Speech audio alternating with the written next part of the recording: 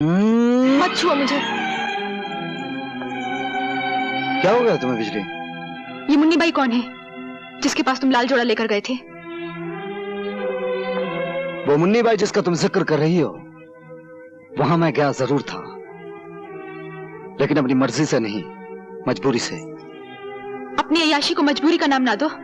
ये क्यों नहीं कहते कि तुम्हारा दिल मुझसे भर गया था, इसलिए तुम मुन्नी बाई के पास गए थे? ये झूठ है बिजली।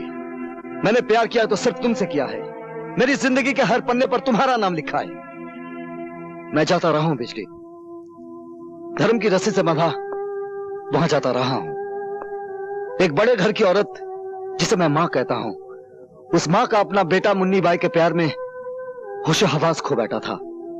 उसे बाजार से घर लाने के लिए मुझे मुन्नी बाई से प्यार का नाटक करना पड़ा। मैं ये कैसे मान लूं कि जो तुमने उसके साथ किया वो नाटक था और जो मेरे साथ कर रहे हो वो नाटक नहीं है?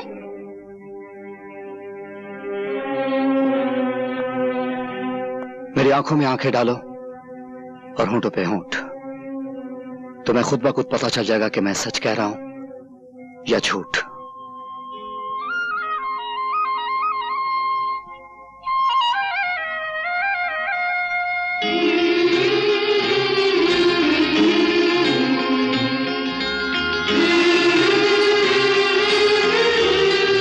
वो झूठ था, ये सच है।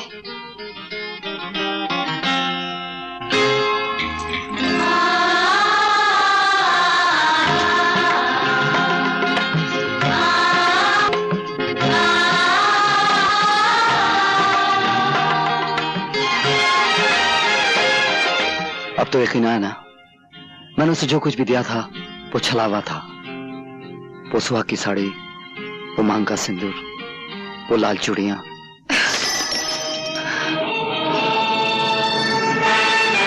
ये लो अपनी लाल चूड़ियां और पहना दो उस छिनाल को जिसे तुम अपने गले लगा रहे हो। दुनिया के तमाम जानवर अपने बच्चों की परवरिश अपने दूध से करते हैं, सिर्फ नागिन अपने पिल्लों को अपने जहर से पालती है। और फिर मैं तो वो नागिन हूं जिसने सदियों से और नस्लों से सिर्फ जहर ही पिया है।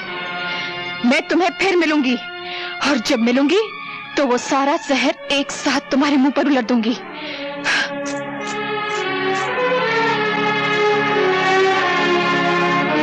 शक्ति सिंह, तुम और यहाँ? हाँ शक्ति सिंह, तुम हमेशा चल के मेरे पास आया करते थे, लेकिन आज मैं खुद तुम्हारे पास आई हूं।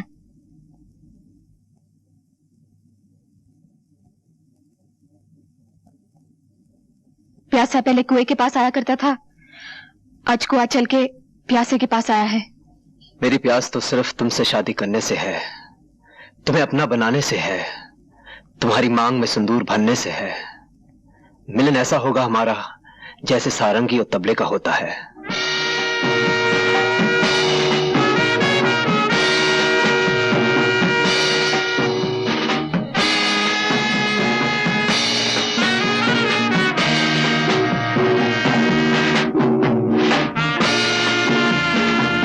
ये मिलन जरूर होगा शक्ति सिंह। मैं अपना हुस्न, अपनी जवानी, जो कुछ भी मेरे पास है, सब कुछ तुम्हारे कदमों में रख दूंगी। लेकिन इससे पहले तुम्हें मेरे लिए एक छोटा सा काम करना होगा। तुम काम बोलो मुन्नी बाई, तुम्हारे मुंह से जो बात निकलेगी पूरी की जाएगी। मैं चाहती हूँ एक बार, सिर्फ एक बार रवि को मेरे सामने खड़ा कर दो। उसके हाथ और उसके पांव पर इख्तियार तुम्हारे होंगे, लेकिन इसके जान पर हक सिर्फ मेरा होगा, सिर्फ मेरा। समझ लो मुन्नी बाई, तुम्हें तुम्हारा हक मिल गया।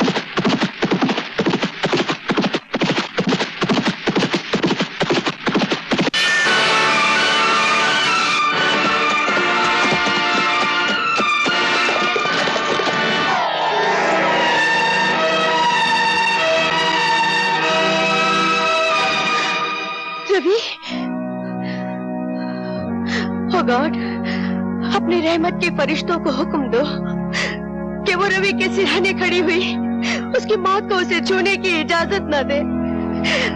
बरसों पहले जो कहानी इस अस्पताल में शुरू हुई थी वो ऐसे अस्पताल में खत्म न हो। कौन सी कहानी माँ? एक औरत की कहानी जिसकी शादी नहीं हुई थी और वो माँ बनने वाली थी। एक बच्चे की कहानी जिसे उसने जन्म दिया और उसे कह दिया गया कि उसका बेटा मरा हुआ पैदा हुआ है। रवि वही बच्चा है जिसकी जिंदगी मैं आज अपने गॉड से मांग रही हूँ। मगर उसकी माँ कहाँ है? ठाकुर प्रेम सिंह की पत्नी सावित्री ही रवि की माँ है। किसकी मंगल कामना करने जा रही हैं आप? मैंने पूछा, किस पति की मंगल कामना करने जा रही हैं आप? कौन हो तुम? यहाँ किस लिए आई हो? हूँ तो एक कोठे वाली और नाम है मुन्नी बाई, लेकिन मैं भी आपकी तरह घरवाली बनना चाहती हूँ। इसीलिए आज करवा चौथ के दिन आपके दरवाजे पर 2 चुटकियां सिंदूर की मांगने आई हूँ।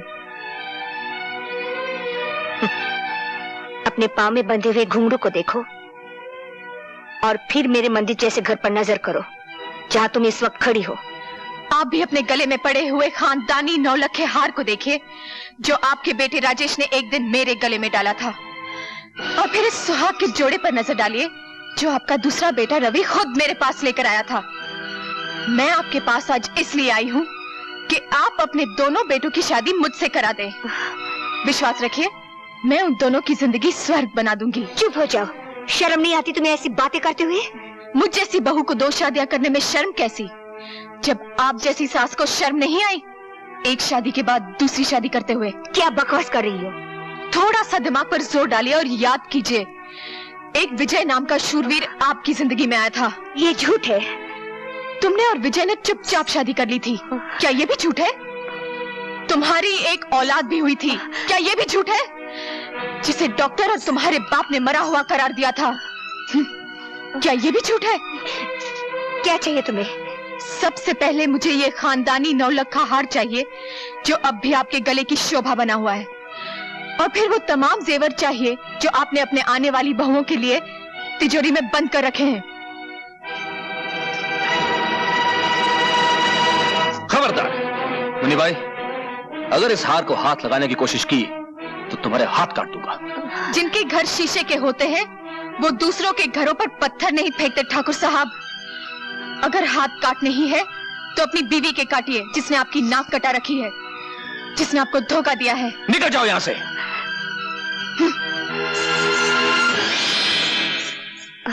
अब मैं तुमसे पूछता हूँ सावित्री, जो कुछ इसने कहा क्या वो सच है?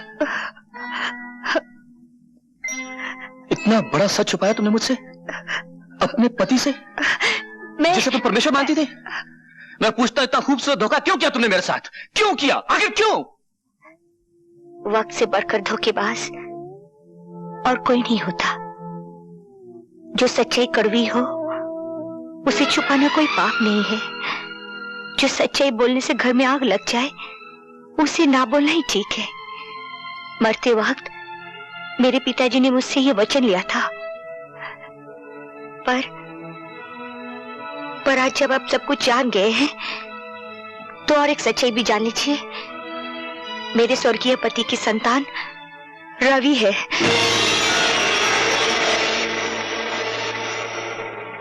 पर मैं आपके चरणों की सौगंध खाकर कहती हूँ, ये जानती हुई कि रवि मेरा बेटा है, मैंने उसे आज तक बेटा कहकर पुकारा नहीं।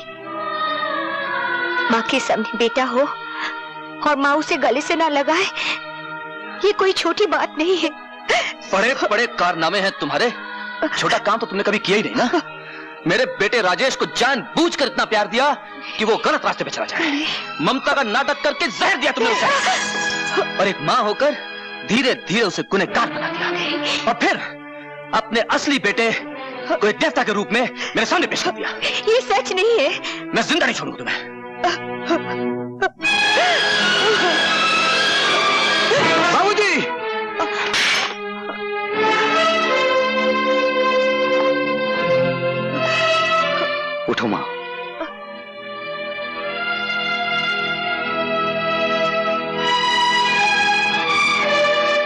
भगवान की निगाहों के सामने कोई गिरा हुआ नहीं होता।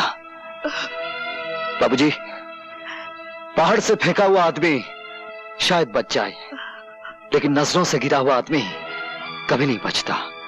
और आज आप मेरी नजरों से गिर गए। रवि, मैं इतना ऊंचा नहीं सुनता कि गिरे हुए आदमी की बात ना सुन सकूं। मेरी मां कितनी महान है, आपकी मर्यादा रखने के लिए इसने कितना बड़ा त्याग किया है। कोई मां अपने बच्चे से दूर नहीं रह सकती, लेकिन मेरी मां ने वो करके दिखाया है कि सारी नारी जाति को गर्व होना चाहिए। नीच कमीने मेरे ही टुकड़ों पर पलता और मुझसे सवाल लड़ाता है। अगर तूने जलील औरत की हिफाजत करनी बाबूजी, अभी तक इस हाथ ने आपको बचाने की कोशिश की है, क्योंकि वो मेरा परम धर्म था।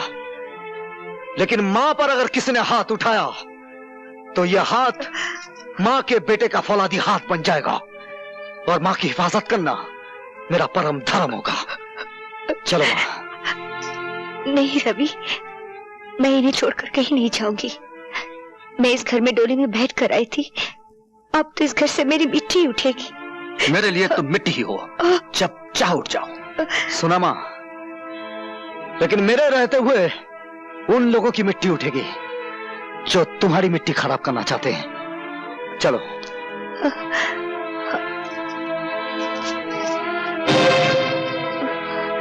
क्षमा और दया का दान तुम्हें इन दरवाजों से नहीं मिलेगा मां। इस खानदान की तो यह रस्म है कि जख्मों पर मरहम ना लगाया जाए, पहले उन पर नशा चलाया जाए, बाद में नमक छिड़का जाए। आओ आओ।